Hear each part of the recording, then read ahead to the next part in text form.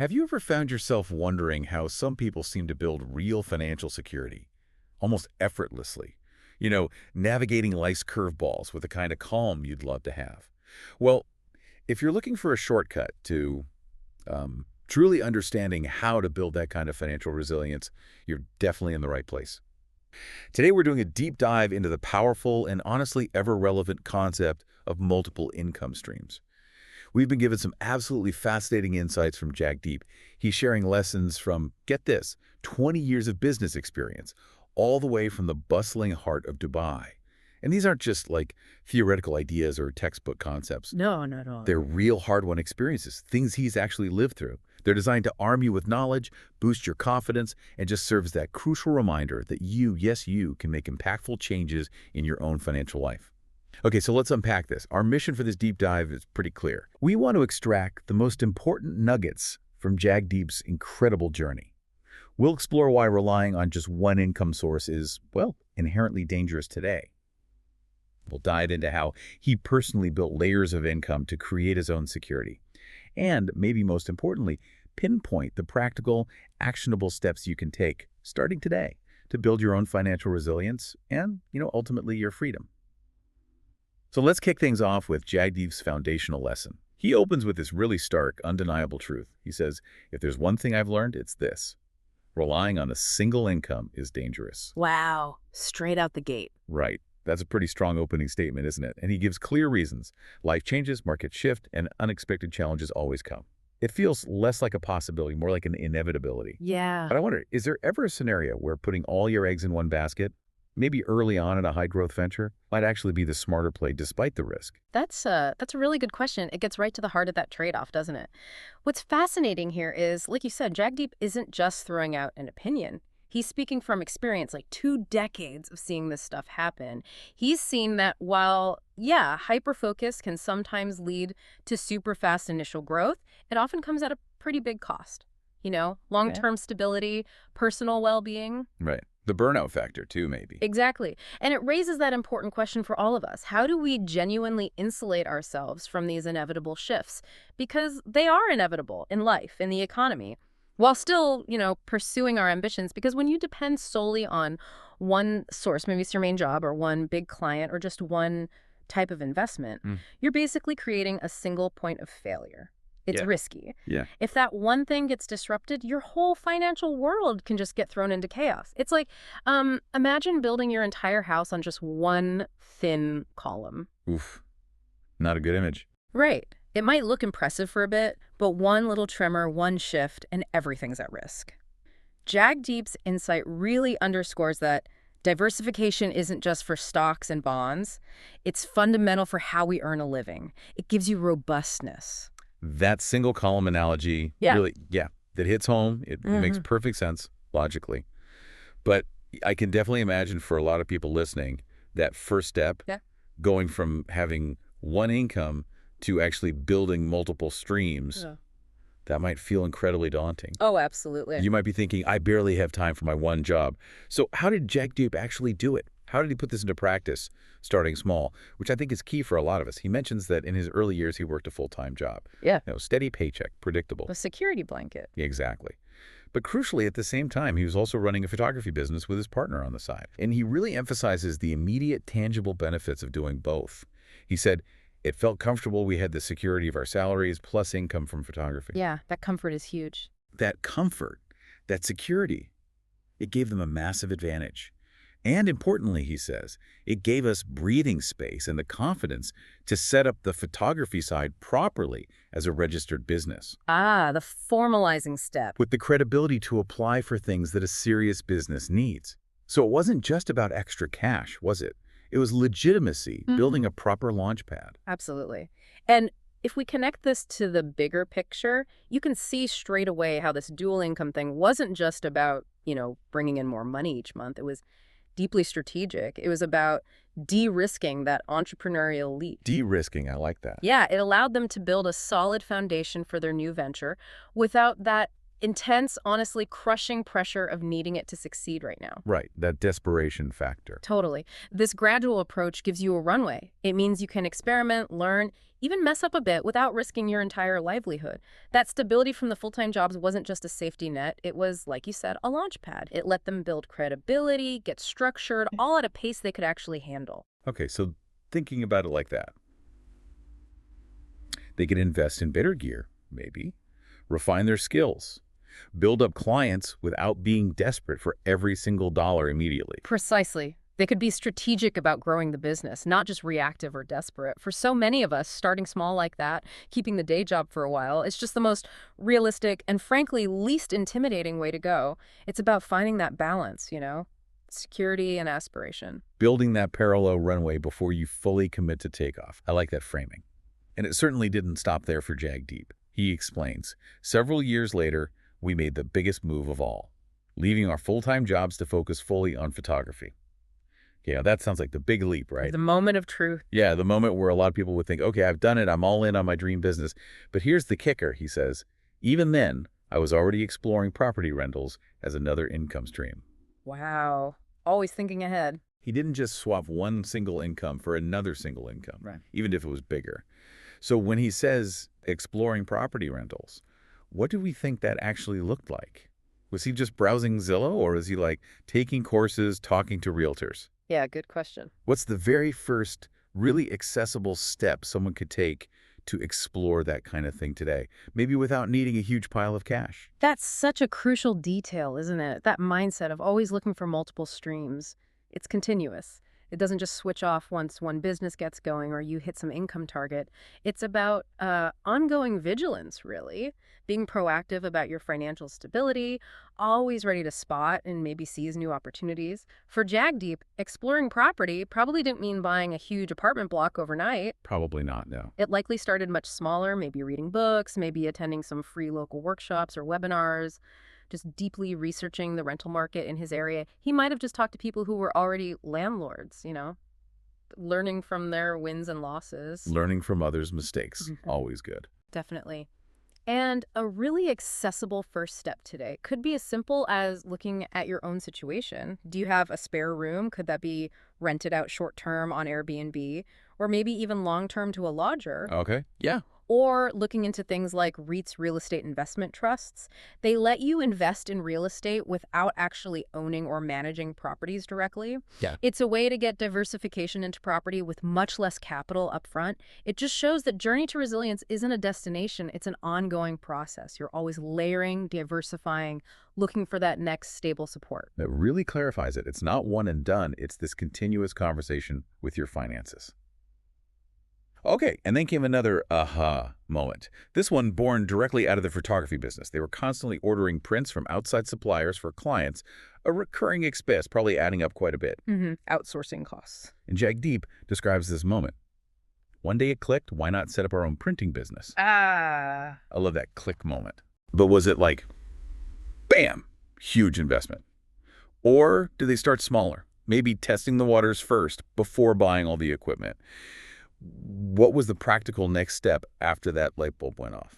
That click is often where the real innovation starts, isn't it? Yeah. And this is just a brilliant example of, well, you could call it vertical integration, or maybe just spotting synergistic opportunities inside your existing business. Synergistic. They weren't just looking for totally new, unrelated things. They looked at their own operations, their own costs, and figured out how to turn an expense into a revenue stream. Smart. It's about seeing an inefficiency, maybe a cost center, and flipping it into an asset. My guess.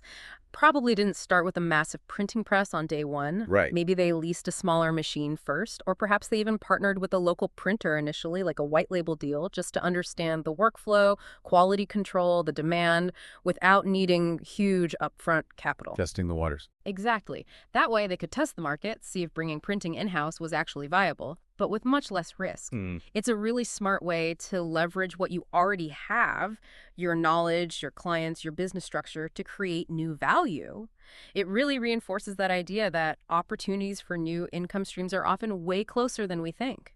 Sometimes it's just about looking at where your money is going out and asking, could I do this myself? And then maybe offer it to others too. Turning a cost center into a profit center, step by step. Love it. Mhm. So, okay, If we pulled Jagdeep's whole journey together, the side hustle, then the big leap, but already exploring property, then adding the printing business, what's the overarching strategy you see here? And maybe what's a common trap people fall into when they try to build these layers, and how can they avoid it based on this? The strategy is definitely one of, I'd say, calculated incremental layering. It wasn't random. Calculated, okay.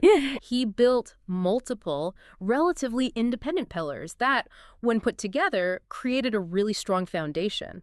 He didn't just tear down one income stream to build the next one, he built them alongside each other. He let each one mature and stabilize a bit before making the next big move. Right, not jumping too soon. Exactly. And that's a common trap, actually. It's where a lot of aspire entrepreneurs or even side hustlers stumble. They try to do too much, too fast, or they ditch their stable income before the new thing has really proven itself. It's that kind of all or nothing thinking. The burn the boats mentality. Yeah, which can be motivating, but also incredibly risky. Jagdeep avoided that.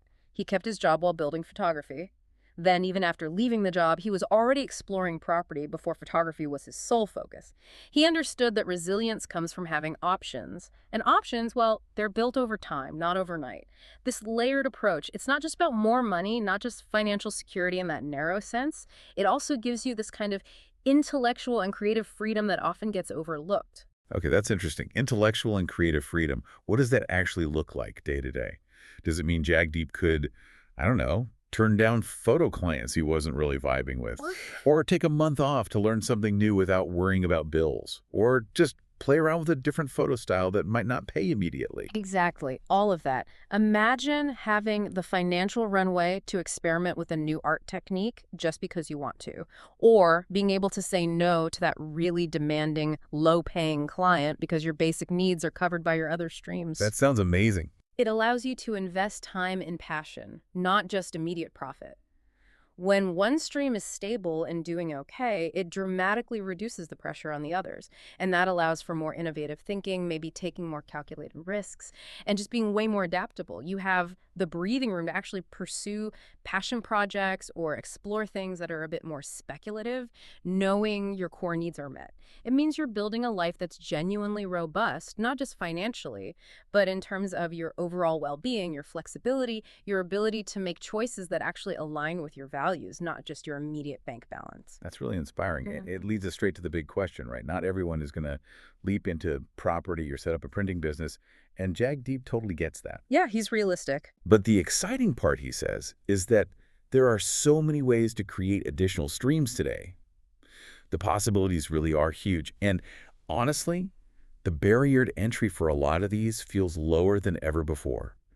He gives some really concrete, actionable examples that feel much more within reach for most people. Things like start a side hustle based on a skill you already have. Your existing talents. Yeah. Or create digital products, ebooks, courses, or templates. We should dig into that one. He also suggests explore dividend-paying stocks or simple investment funds. Passive income potential there. And for those with assets already, use platforms like Airbnb or Turo if you own property or a car. And finally, a huge one these days, build content online over time. It can become a revenue stream. Okay, let's circle back to that creating digital products idea. For someone listening who maybe isn't a tech whiz, what does that actually mean they could create? What's a super simple first step? That's a perfect one to unpack because digital products can sound intimidating, right? Like you need to be some kind of coding genius. Totally. But honestly, it doesn't have to be that way at all. It could be as simple as taking something you're already good at. Let's say you're amazing at planning budget-friendly trips to Italy. Okay. You could turn that knowledge into a downloadable PDF guide, an ebook, or maybe you're super organized.